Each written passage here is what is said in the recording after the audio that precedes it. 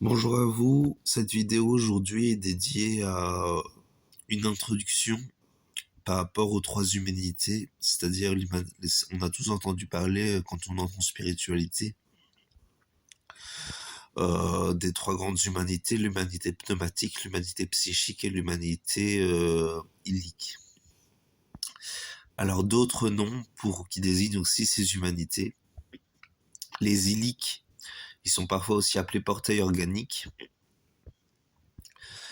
Et les psychiques, ce sont ceux qui sont profondément marqués par la réalité du bien et du mal, qui est une réalité au fond illusoire, mais qui a quand même sa raison d'être, hein. C'est-à-dire que le bien et le mal existent, mais ce sont des notions illusoires et trompeuses.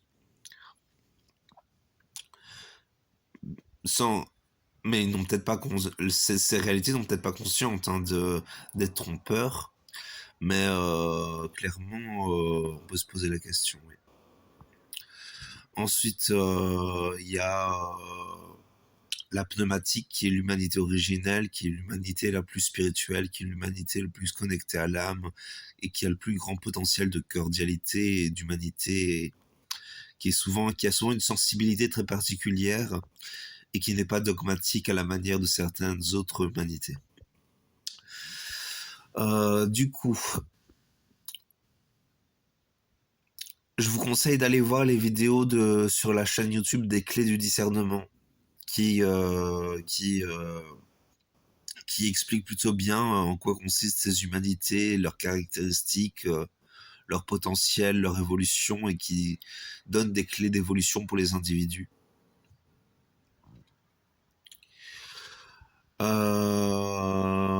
Qu'est-ce qu'on peut dire sur les humanités d'intéressant pour notre vie quotidienne à tous les jours?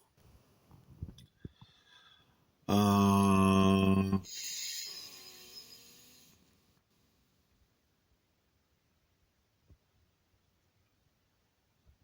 hmm.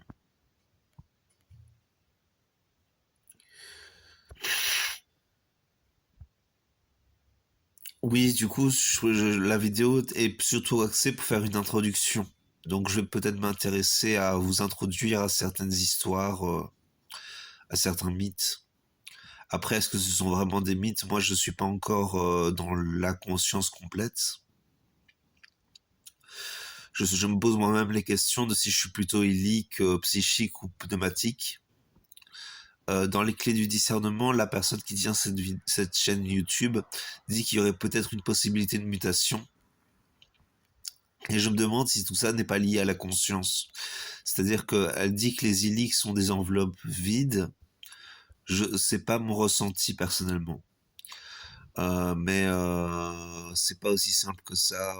Bien évidemment, il y a toujours une subtilité à avoir dans ces sujets-là, et quelque part, les portails organiques qui sont aussi appelés les illiques, c'est pas tellement qu'ils ont pas de vie en eux.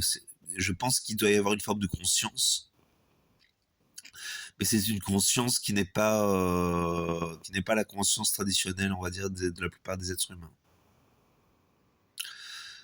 C'est-à-dire que, c'est-à-dire que, comment dire? C'est-à-dire que les illiques ou les panthères organiques sont des gens qui, dans certains, j'ai entendu dans certains enseignements sur YouTube qui disaient que c'était des gens qui en quelque sorte sont comme des enveloppes vides, ce sont comme des matrices physiques qui contiennent l'énergie de la vie, mais qui ne sont pas profondément humaines à la même façon que les gens originaux. Donc ça pose la question quelque part de savoir à quel point ma pensée n'est pas complètement finalisée.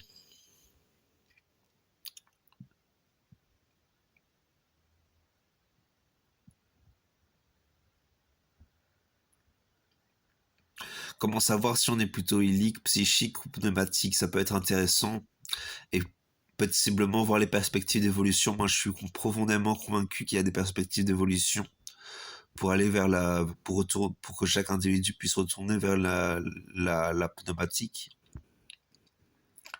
C'est quand même le but pour l'instant pour moi. Même si on peut pas vraiment dire que j'ai un but précis en ce moment dans ma vie, parce que au final, je suis un peu brinque-ballé par les instincts du moment. Toujours le truc des instincts, quoi. Ce qui me fait me dire que je suis probablement plutôt illique, mais un illique avec un relatif libre arbitre. Mais j'ai pas toujours l'énergie de me défendre par rapport à la loi du consentement, donc voilà. Qu'est-ce qu'on peut dire d'autre? Donc les illiques, qu'est-ce qui les caractérise? Ben, a priori, ce sont des gens complètement possédés par les influences qui les influencent, c'est-à-dire qu'il n'y a pas de loi de consentement pour eux, il n'y a pas de libre arbitre. Donc ça fait une humanité quand même très particulière parce que au final la personne n'aura pas de réelle maîtrise ou alors une maîtrise qui dépendra des influences qui l'influencent. Ce qui me fait me demander si je suis pas illique d'ailleurs moi-même, parce que plus je m'observe, plus je me rends compte que c'est comme s'il y avait en moi une volonté, mais que au final je maîtrisais pas complètement tout ce que je faisais, quoi. Parce qu'il m'est souvent arrivé de faire ou de dire ou de penser des choses sans que je le veuille vraiment ainsi, quoi. Donc bon, ça me pose.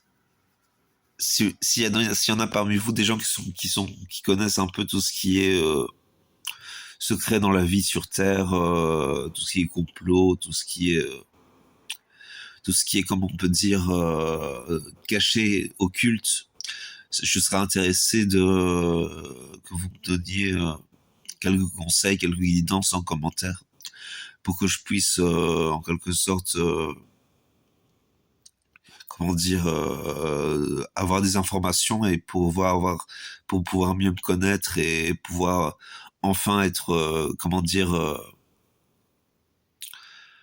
être tranquille par rapport à ces angoisses, parce que le truc c'est que j'ai des angoisses profondes par rapport à le fait d'être psychique, illique ou pneumatique. Donc ça me ferait beaucoup de bien ça me ferait beaucoup de bien de pouvoir me dire ah oui, je suis plutôt ainsi, plutôt comme ça.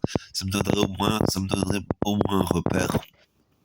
Mais je pense honnêtement que je suis psychique parce que j'ai une relative obsession envers le bien et le mal. Donc je pense que je suis psychique.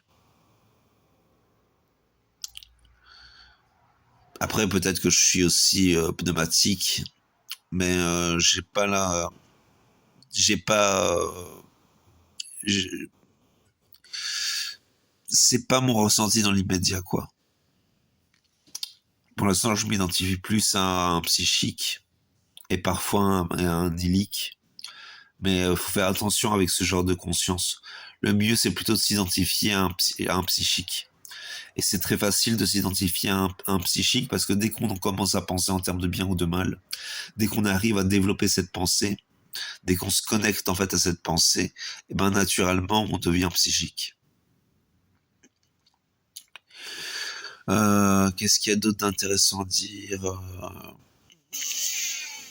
Oui, donc tout ça, ces notions, ces trois définitions d'humanité, c'est complètement dans l'histoire occultée de l'humanité et de la vie sur Terre, en fait.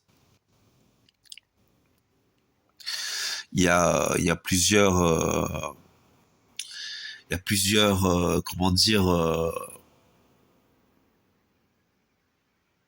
il y a beaucoup d'histoires, de notions, de réalités qui sont cachées, qui sont plus ou moins mythiques, en sachant que le mythe, je suis convaincu qu'il y a du vrai dans le mythe, c'est-à-dire que le mythe, c'est quelque chose de particulier qui met en avant des réalités de la vie de l'être humain sans forcément que comment dire qui met en avant des réalités de la vie de l'être humain sans forcément les présenter à la façon qui serait la plus présentable pour qu'on puisse comprendre.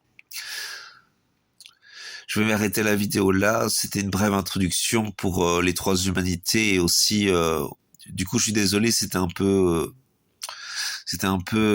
comment dire,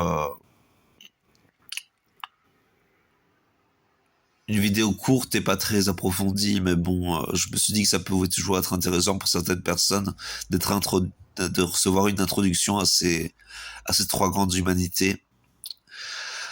Donc voilà, merci d'avoir regardé la vidéo, je vous souhaite une bonne journée. Merci.